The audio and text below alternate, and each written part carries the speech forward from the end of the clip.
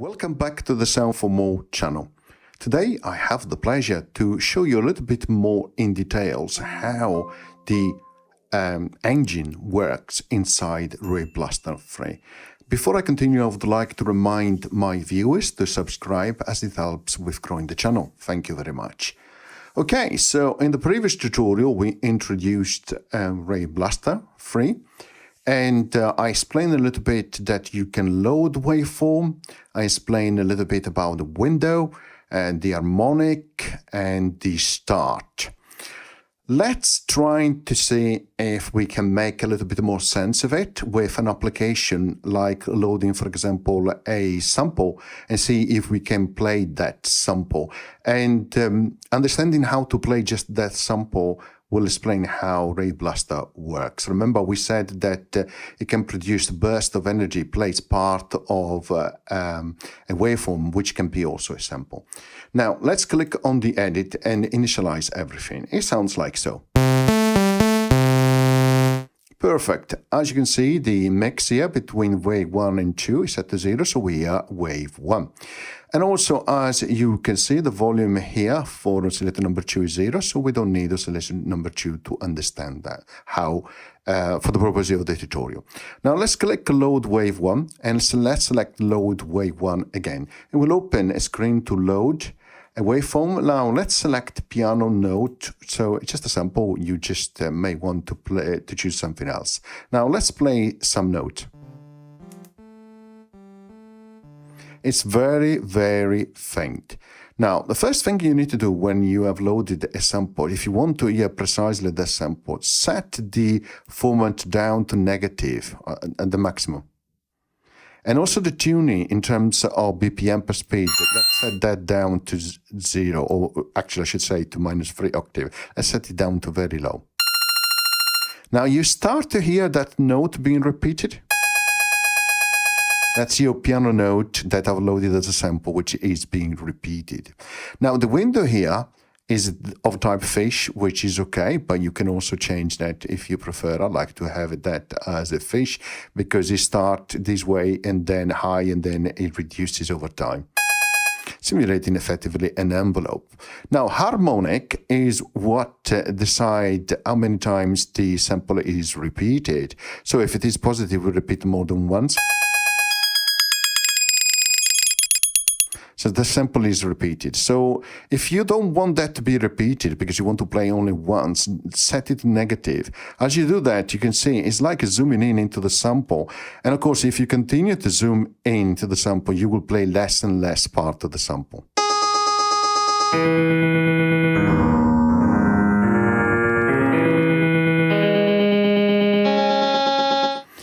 And of course, it repeats itself. Now, if you go here to the amplitude envelope, set the sustain down to 0.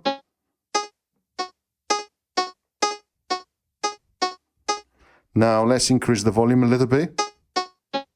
Now, you hear a little bit of that piano note, and let's increase the decay. Of course, depending on the level of harmonic,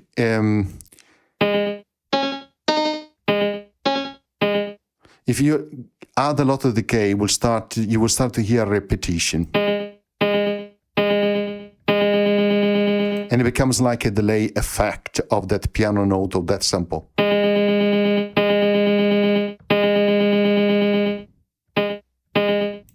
You might want to add unison as well.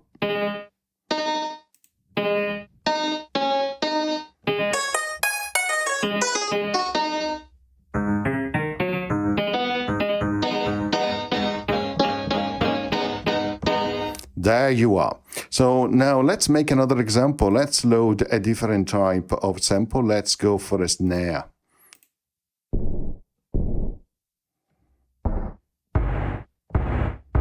Let's go up an octave.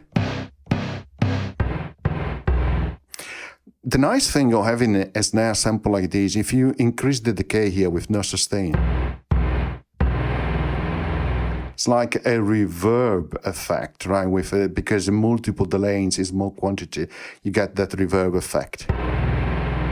Remember, you have unison at the moment here set. And here you start to hear now the effect if you add formant.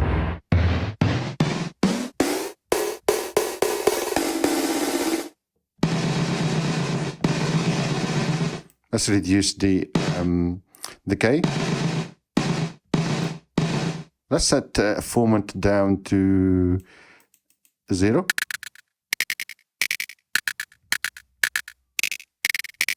That's not really what you want.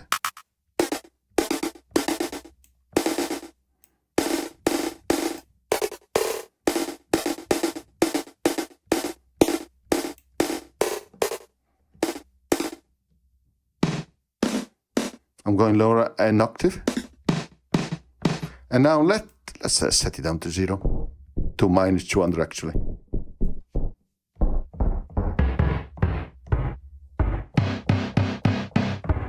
Now let's hear the effect of changing the tuning or bit per minute in terms of speed.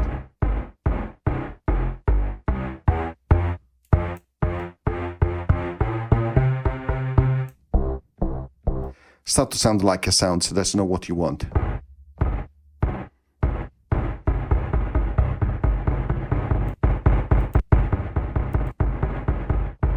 Now, if you were to add some attack, of course,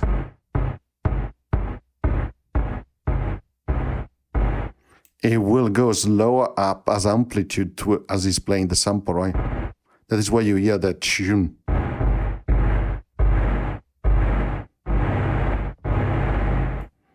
Right.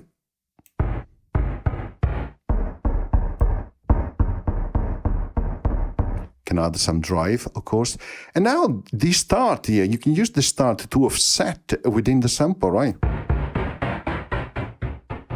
And of course, as you move it further and further, it doesn't play the note. And then you repeat, of course. You can have it random as well. But it's better you start it from 0.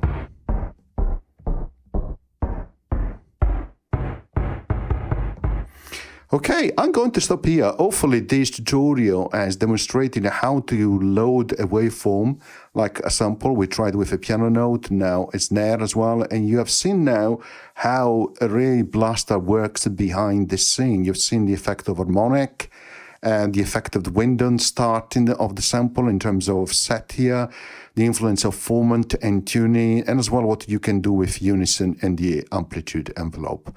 I hope you enjoyed and found the tutorial useful, and as always, see you next time. Bye.